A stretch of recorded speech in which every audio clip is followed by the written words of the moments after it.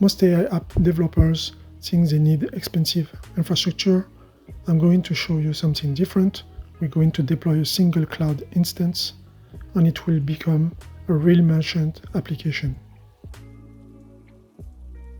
And this is the second last part. Full code infrastructure will be available in the community.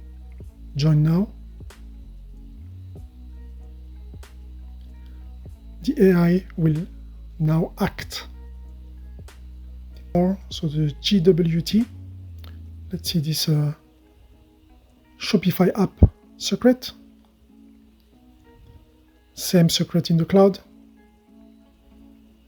We check allowed shop, Shopify app, client ID, using this secret as a signature. Now let's turn this prototype into a real product. I'll see you in the next.